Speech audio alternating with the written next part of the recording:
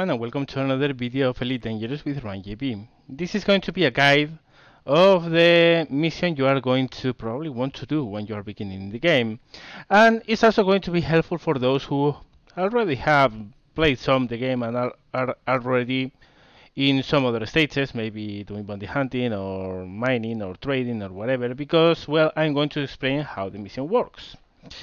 Now, missions you access in the bulletin board. You accept contracts, you do whatever the mission requires you to do, and you come back to the place you took the contract to, well, get the money you were offered. It has more side effects, however, and we are going to explain it also, because missions work for your reputation and work for the faction's powers.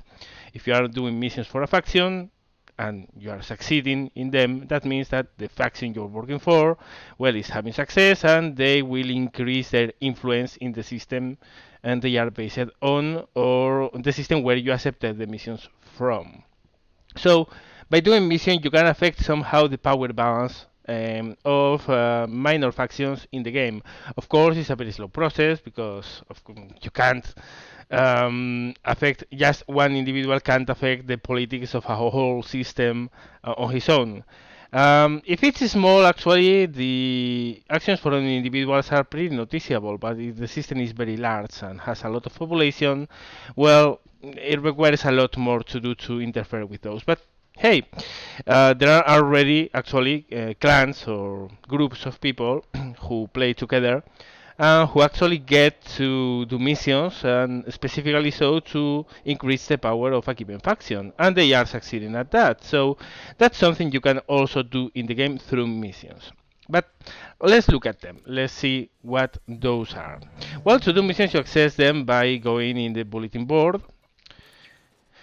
And you will have a wide array of missions open to you. Some you can pick, others you can't. For instance, here you can see available missions. I only have one. Available but unobtainable missions. Now, those are missions that currently are in the bulletin board, but you can't accept for whatever reason. If you click on them, you will see why you can't. For instance, Smuggle Combat Stabilizers, Destination Irasawa Orbital. Well, you can see this pays a lot of money.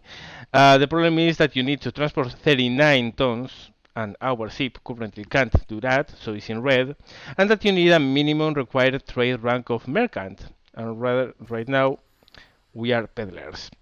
So we can't accept that. But you can see why you can't accept a mission.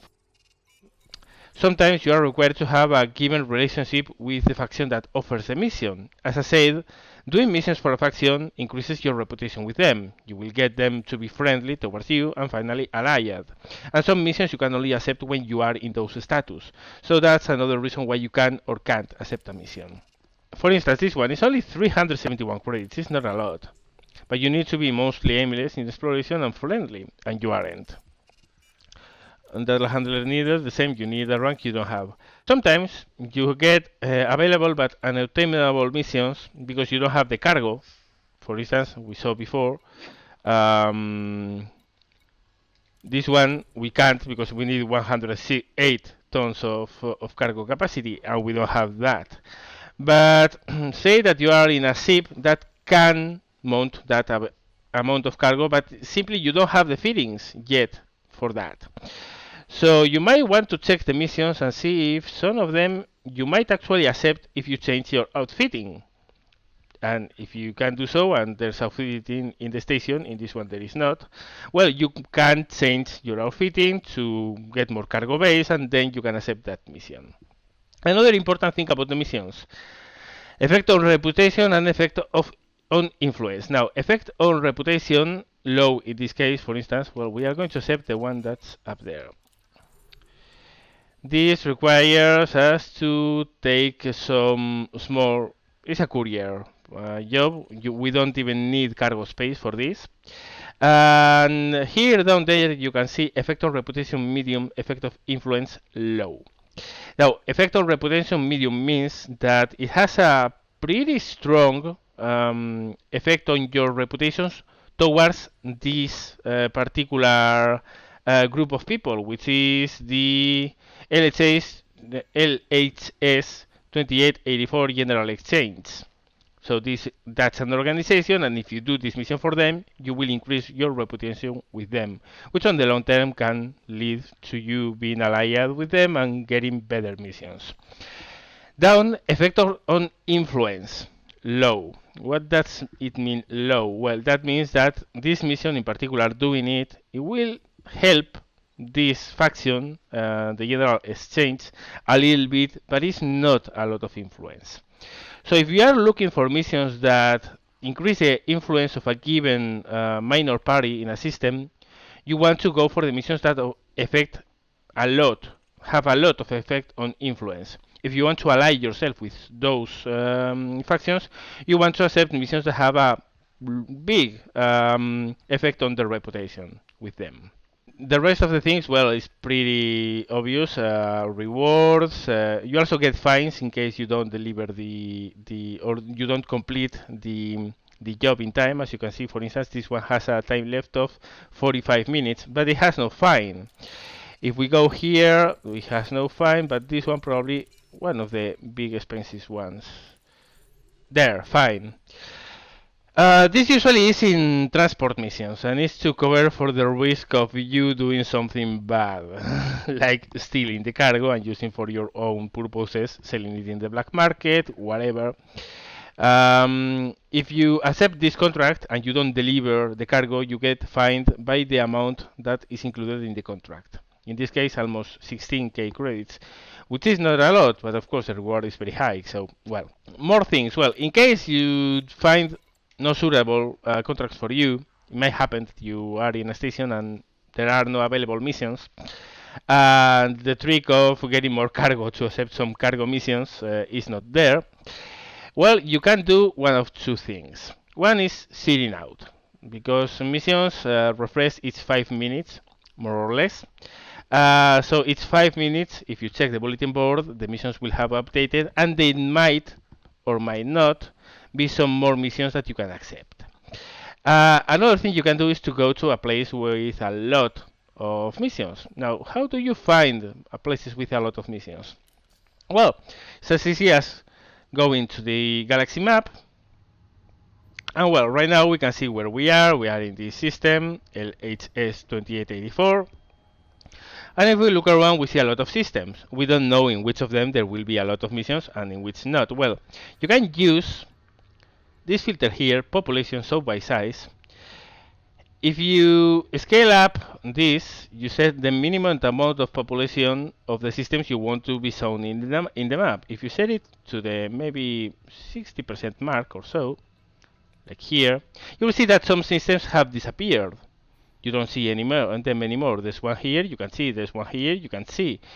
But those others, you can actually see. And if you go higher in the scale, there are less and less systems. Well, right now with this setting, we don't see any in the near neighborhood. But here we can see that Sigma Buddhist has a big population. You can click on them and see it's 8.7 billion of people. That's a lot of people. So there will be a lot of factions in there, and there will be offering a lot of missions. So in general, the bigger the population of a system, the more missions you will be able to find. Sometimes at the beginning you will be drooling at that almost 1 million for transporting stuff, and be hating the fact that you can't accept them. Well, it's how things go, so no big deal. Another important thing is that you can, once you see the details of the job, you can decline, of course, you can accept, and you can open the galaxy map. If you open the galaxy map, we are going back there for a second, you will see where the mission is going to take place at. It's very well highlighted. You actually see, it actually center us in the system that where the mission is going to happen in. So from here you can directly click here and select the place, plot a route, and you can go there almost immediately. So it's a very nice way to get a fast reference of how far the system is, even while you have the information over here. But also, if the mission has to be done in a mission several jumps away, well, how many jumps you will need to reach there, etc., to plan the mission you are going to do. Again, time left you have to do before the time is down to 0, and let's accept it just for the sake of it. This doesn't offer a lot of money, but just for the hell of it, we will run it. It's very simple as well, just a courier mission. Well, once you accept the mission, you come to transactions, and there you go, contracts. If you click on this, you will see all the details, and here you can go back. You can abandon the mission. If you do so, you are going to take a hit in the reputation with the faction you accepted the mission from, and you can open the galaxy map for fast reference again. Be careful not to hit abandon if you don't want to, because sometimes happens by accident, and well, it's a little bit bad. So yeah, well, we take this one. Let's do it.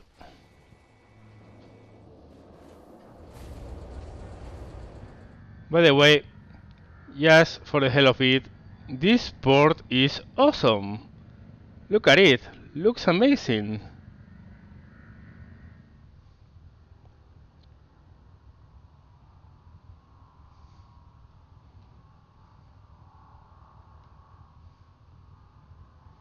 Just look at that. By the way, I didn't withdraw my ear. I'm a little bit of a derp. But look at that. That is just beautiful. Anyway, we have a job to do. Let's do it.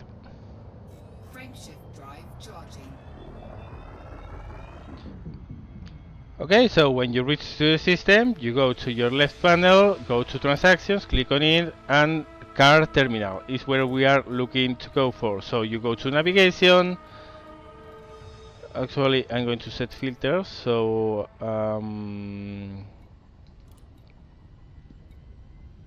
stars, planets, landfalls, settlements, stations, point of interest, systems, and back. So we don't have to deal with the asteroids. We have to go to car terminal, which is on the surface of a planet, so let's go there.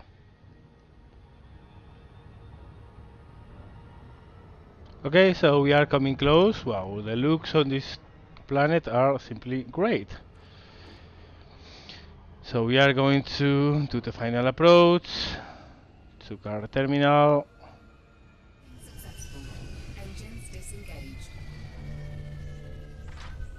Okay, so we are here. All we have to do is, remember, always refuel, bulletin board. There you go. Give cargo.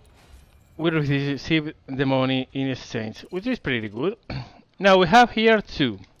One says, someone has something we want. Head out to LFT 992, find the target, and get us some wine. Be quick, our buyer won't hang around for long.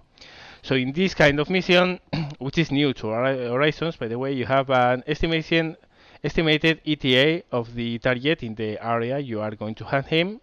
And in this one, you have to be a pirate. You have to stole the cargo from him. Now, in order to do that, I will do another video in the future about piracy, but this involves a little bit of combat, and we don't have a proper ship for combat yet, so we are going to pass on this one. Also, by the way, you can see effect on influence high. This one has very high influence, so you will be helping the factions a lot here. Now, there's another kind of mission, which is this. Provide fuel to new Melaya flag in car terminal, whatever. Provide whatever it is. You bring whatever they are asking for, they pay you nothing at all, but you get a huge increase on your reputations towards that faction. Now there are these kind of missions which involve trading. We're not really trading, bringing the stuff for free. Of course that costs money. It's kind of donations, okay? So you donate, and as you are a good guy with them, your prestige with them goes up really fast. There is another kind of donation, which is monetary donation, which is directly giving money for whatever reason they are asking it for, and that has a huge hit on your prestige. Now, what do you want to do this kind of thing? I mean, it's giving money for nothing, right? Well, no, it's actually you are increasing your reputation. If you go to station, you'll see in the right side, reputation. Right now, of course, I just started again with this character in the beta. So every reputation I have yet is 0%. Well, except for Melaya Blue Bridge Inc., which we have improved our reputation a little bit with them because probably this courier mission, well, they were interested into it. But what's important are the major factions. You see the Federation, Empire, Alliance. Okay, so if you see here, some missions don't have not anything on the right side. Some other missions have a little logo. This, for instance, has the logo of the Federation. That means that this faction you're going to work for, if you accept this mission, is working for the Federation. If you do this mission, your reputation with the Federation will go up. Why is that important? Well, first of all, if you are allied or friendly towards a given faction, the lower chances are they are going to attack you. But especially so, as your reputation goes up, your rank goes up. As you can see, there's a little rank in the right side. Once that rank reaches 100%, there will be special missions here in the bulletin board, which are marked as such, which serve for and are done to improve your military rank with factions. Right now, it only works for the Federation and Empire because the Alliance doesn't have a navy as such. But there's a Federation Navy and there's an Empire Navy. So if you want to increase your ranks with them, you have to do a lot of missions for them. And once you do a lot of missions for them and your rank bar is filled, you can accept a promotion mission and you will get one rank higher. Keep doing it a lot and you will reach the higher ranks. Of course, the higher you go, the much more missions you have to do. Why is the rank important? Well, because there are some certain ships, like the Imperial Clipper or the Federal Assault Ship, or the Corvette and the Cutter, which will be and are only available for people who have a pre-established rank with the Federation or the Empire. For instance, to be able to purchase an Imperial Clipper, you need to be a Baron with the Empire, which is a pretty high rank. If you want to get a Federal Assault Ship in the Federation, you also have to have a very high reputation with them and rank with them. So that's another reason why you want to do missions. There's also another reason, and those are the permits. As you can see right now, I have here the Solar System permit and the Sirius System permit. Those I have because I'm a beta backer, so by default I always can access those places. But if you are not a beta backer and if you are a latecomer to the game, you will have no permit when you start. To unlock permits, usually you have to do missions for the factions which control the system you want to get the permit for. Which systems have permits? Well, Sol has one, Achenar in the Empire has one. Achenar is the capital of the Empire, in fact. And as you are going up in the ranks, well, you will get access to some of those limited access systems, well, which are cool to have because, well, usually they have a lot of missions and they are wonderful to look at. I mean, who doesn't want to go to Sol and take a look at to what's there in Sol, right? There are also some other systems that have permits which aren't linked with the big factions, neither the Empire, the Alliance, or the Federation. And for those, you will have to do some specific tasks to access those systems. For instance, the Founder's World, which is a place where you can get everything that's in the game at a discount, is only accessible if you are elite in at least one of the ranks. And there are other places where, well, there's simply a permit you simply can't jump into unless you are given a permit. A permit you can achieve by getting allied with the faction that controls the system or by accepting a contract that includes a specific permit to that system. And then you have it unlocked and then you can visit that system. So, well, as for missions go, I think it's mostly everything covered. The last thing we want to take a look at is which ships are good for doing a lot of missions and which would be your natural progression if you are interested in doing mostly missions and nothing else. So, which ships are good to do missions? Well, you start out with a Sidewinder, obviously. It's not the best one to do missions. The Sidewinder is a nice ship that you can, well, fit to do some fun flying, but it is not the most effective ships at almost anything. So the first thing you want to do is to get out of the Sidewinder, and the first thing you want to get into is an Other. Now, why an Other? It depends a little bit. If you are going to accept only combat missions, probably an Eagle will be better. However, the other has a lot more internal space, has a lot more options for feeding, has a lot more room for cargo.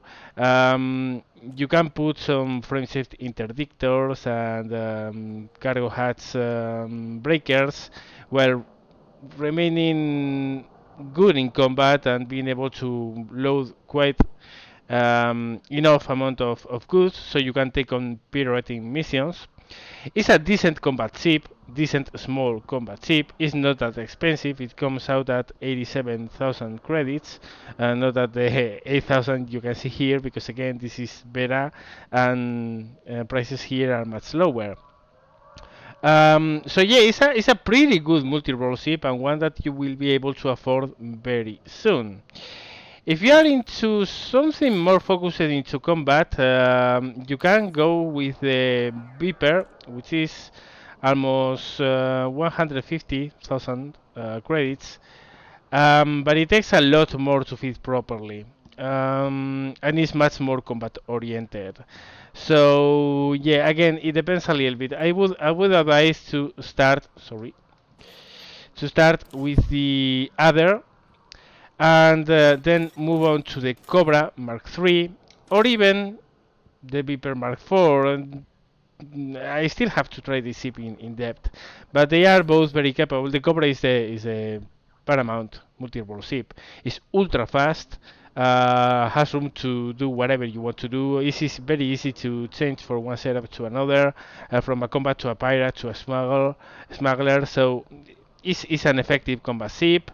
Not great, but it's effective, so you can take on some combat missions. It's a great pirate ship, probably the best pirate ship in the game, and it's very, very quick. So if you get into trouble, you can get out of it very soon. The Cobra is exceptional. Not the most maneuverable, not the best combat ship, but it can do almost everything you think and then some. And after you are out of the Cobra, probably you will want to get into an Asp. It's not there to choose from, but the Asp, both the Scout first and the Explorer later, are very good multi-role ships. Which is what you want for missions. You want to take whatever mission you are given, so yeah, you want something that is good both, not exceptional, but good, both at transport, combat, has enough internals for pirating. So yeah, that's the initial progression. Probably by the time you are in an ASP, you are doing some other stuff as well. So probably the later progression you will depend on what you want to do. Of course, that's if you are going to do missions. If you want to do a bounty hunting role, you can jump into the Viper much before that. If you only want to do combat things, you can get into the Eagle and screw the other. There are a lot of options, but the ideal progression is that. So yeah, that's what we have for missions, and well, some tips, some I hope useful tips for doing missions, for getting started into the game very soon, and also later on, well, to progress in ranks with the Federation, the Empire, get into special ships from those factions. Yeah, I hope it helped. As always, thank you very much for watching and see you later.